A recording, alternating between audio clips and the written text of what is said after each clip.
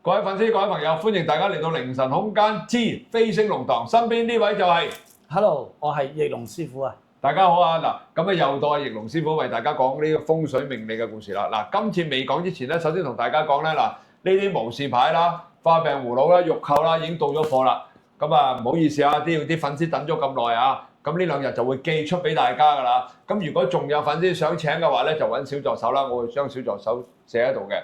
咁啊。仲有第二件事，嗱，翼龍師傅咧，啱啱較早之時咧，已經咧喺個頻道裏邊公開招生，就係風水初班，係咪啊，翼龍師傅？係嘅，係啦，嗱，邊位粉絲如果想跟阿翼龍師傅學風水初班嘅咧，就揾小助手報名啦。小助手我就寫喺呢度嗱，要快啦，因為咧嗱，好快就會滿位啦，因為我哋今次唔係招得特別太多生嘅，因為翼龍師傅亦都唔想咧掛一漏萬咧，太多人嘅時候咧，大家學漏咗啲嘢，所以咧我哋就有限定嘅人數嘅。咁啊，你哋如果想報名嘅咧，快啲揾小助手留位啦嚇。咁啊，呢度講到呢度先。嗱，翼龍師傅，今次我哋又講咩？係咪又講翻風水命理呢啲啊？都係啦，或者講下幾個古仔俾大家聽下啦。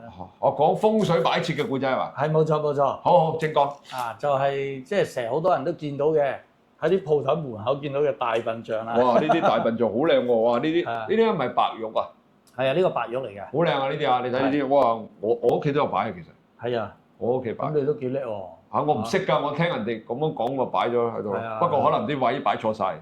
嗱，咁唔奇啊嚇。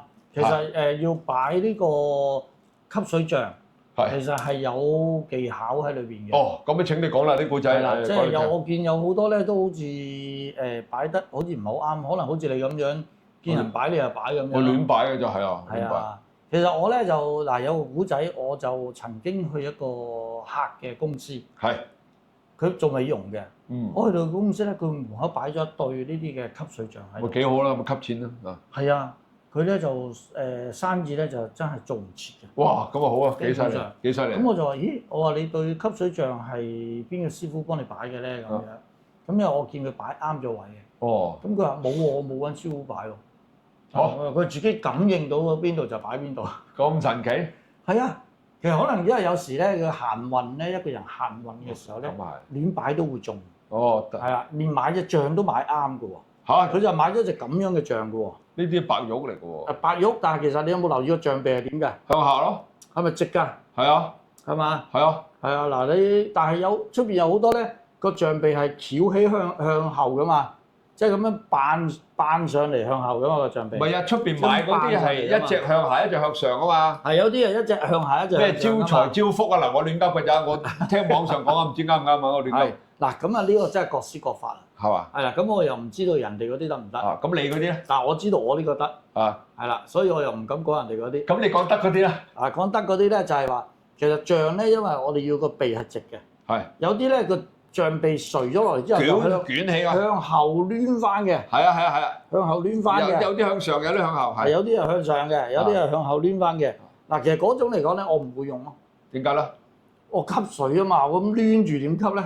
啊，咁又係喎。係嘛？咁你梗係要咁樣直咁樣喺度，咁先吸到噶嘛。喂，佢呢隻仲係開口喎，即係好似飲水咁樣喎。嗱，呢個釘位喺呢度喎，你睇下。係啊。啊，幾特別喎呢個設計啊。係啊，咁所以其實呢啲咧，我就試過好多次都客用咗都係 work 嘅，都係有效嘅。最近有個客咧，佢做攝影嗰啲嘅，咁就我叫佢公司擺咗一對呢啲。其實我冇同佢公司睇風水。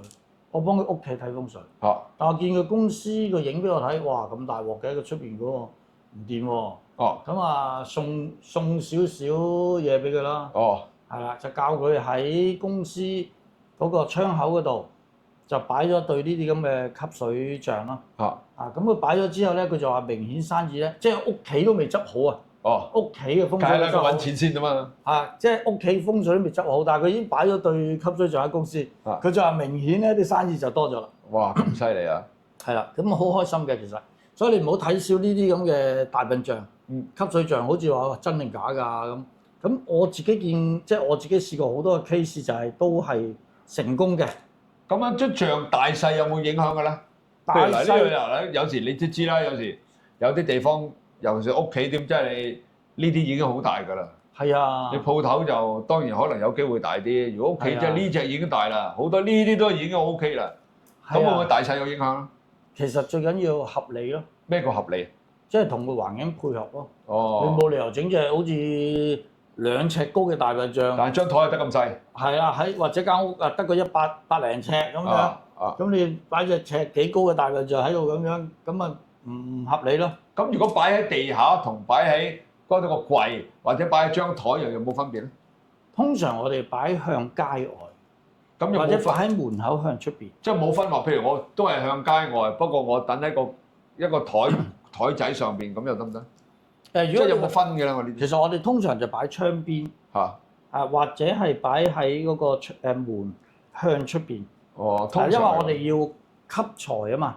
其實招財象嚟㗎嘛，呢個係。咁所以我哋就係會向住出邊，希望可以令到啲財運會好啲啊嘛。咁會唔會亦都跟翻嗰個屋嘅即係方向啊、坐向啊、嗰個主人啊咁樣去配合翻？哦，當然要啦，其實都有啲複雜嘅。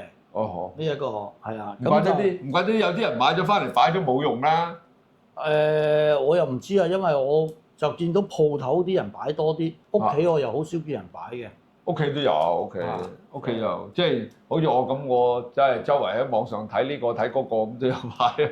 係，不過我中意叫人喺公司擺比較多，係嘛？試過有單荃灣嘅都係嘅，佢搬咗個新屋又揾我去睇風水，我都係叫做擺咗一對呢啲吸水象喺個陽台嗰度，但係呢個咧就要好小心。點解咧？係啦，陽台唔好立亂擺咁多雜物㗎嘛。係啊，咁又擺象係咯。係咁，所以要好小心咯，要計下數先擺得咯。咁其實真係咪即係話其實，因為你唔係個個做生意㗎嘛。譬如我打工，但係打工我都想吸財㗎嘛。係嘛？或者我打工有兼職咧。咁都係要屋企擺啊。但係如果屋企擺嘅時候，聽你講，因為你都講過好多風水嗰啲嘢啦，即係好多地方唔能夠立亂擺㗎嘛。係。咁係咪就係要吸啲病氣啊？到時啊，擺喺啲五行位吸病氣，死火啊！真係。即係換句話講，喺屋企等係得嘅，不過就真係要識得去等咁嘅意思。都可以咁講，係嘛？即係你始終好似煮餸咁啫嘛。咁啊係。咁你冇理由乜都唔識，你又攞住啲嘢嚟亂咁整㗎嘛？搞㗎嘛係嘛？即係識同唔識就係兩樣嘢嚟㗎。係啊，所以我見到有時鋪頭有啲好搞笑嘅。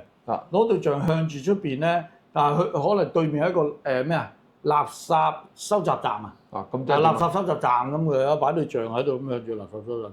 咁即係點啊？咁你想好生意應該都好困難嘅。咁佢本身嗰個向位都難，都係衰㗎啦。所以嗰啲就唔應該擺對吸水象喺度。仲衰咗兩錢。係啦，嗰啲應該係化煞。就唔應該擺吸水象。所以呢個招財嘅，有啲係化煞嘅，就要擺化煞，就唔係擺招財。所以即係度環境唔同嘅。你有時立亂擺咗，咪吸啲垃圾啊，吸啲病氣污氣翻嚟，咁咪中伏咯，會有機會。咁唔怪得知有啲人擺咗就仲衰，有啲人擺咗就學你話齋咧，就風生水起就係咁樣。係㗎。其實個力量就係肯定係有嘅，係咪咁嘅意思？有㗎。即係有嘅力量喺度。有㗎，因為佢我哋叫在天成象，在地成形啊嘛。咪先慢啲，在天成象。象唔係呢隻象，係掛象個象。係。在地就成形。係啦。咁就係即係會我哋叫做係咩啊？質同能量係會互變啊嘛。愛因斯坦教嘅呢個。呢個西方教。即係佢影響到放咗喺度就影響到嗰個質量。呢個質就會影響到個能啦。質能係互變嘅其實。咁有冇咩話材質嘅問題？嗱，你知道啦，有木嘅，有瓷嘅，有呢啲白玉嘅，有甚至乎翡翠都有啦。當然冇咁多錢啦嚇。咁乜都有㗎。咁其實有冇分嘅咧？又即係有冇話邊隻就好啲，邊隻就冇咁好，定係還是咧要配翻嗰個屋主啊咁樣咧？因為你知啦，風水嘅嘢下下都要。如果專業嚟講啊，即係又要配個主人啊，又成噶嘛。如果我認為如果擺象咧，就最好都係玉噶咯。即係呢啲咪白玉啊？係啊，白玉得㗎啦，唔使話配個人。翡翠貴啊嘛，大佬。翡翠買唔起啊，大佬。翡翠一隻要幾錢啊，大佬？都唔知幾多萬啊。如果靚嗰啲翡翠，都唔知幾多萬啊。好恐怖喎！呢啲就唔係話，呢啲就係普通一般人都買得起嘅嘢嚟嘅。係啊，呢啲。喂，好咯。但係即係以你建議就係用翻呢啲白玉會比較好啲。係，我就中意玉嘅，因為我就早幾集講過啦。玉係有通天下地貫穿三界嘅能力㗎嘛。哦，咁所以我哋用白玉咯。我學嗰陣時嘅師傅都講明係要白玉嘅喎，唔係黃玉，唔係即係一定要白玉嘅喎。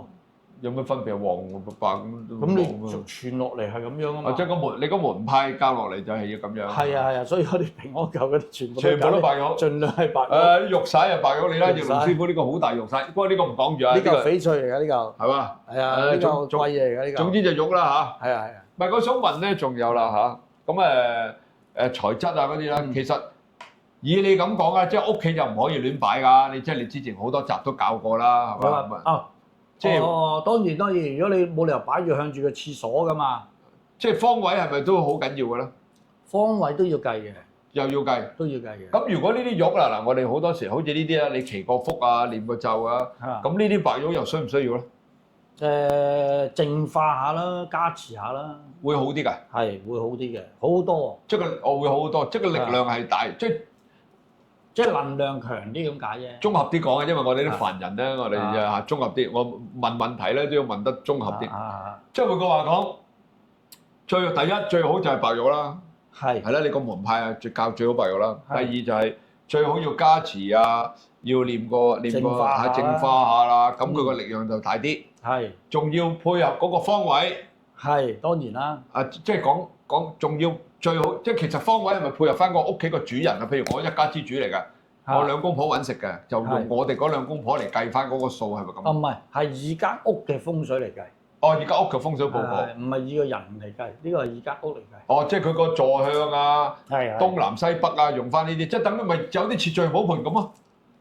有啲似聚寶，直情係 exactly 就係要咁啦。係喎，喂，提翻聚寶盆，有啲粉絲留言係頭先我哋咪話要講咩？唔記得咗講。講咩啊？粉絲留言啊，咪話好多謝你嘅，因為有個粉絲大家睇到嘅有個粉絲就留言寫咗都幾長嘅，佢就睇咗阿翼龍師傅啲風水擺設啦。當然佢自己就聽翻阿翼龍師傅所講，佢話咧就你幫咗到佢好多。其實唔係，頭先啱啱我講開就話有兩個我見到。係啦。咁有一個粉絲咧就好多謝你啦，咁你就即係講翻話我教咗啲人點樣改善健康。咁就你都話係幫到手。係啦，咁所以呢個就首先多謝你嘅反饋先啦。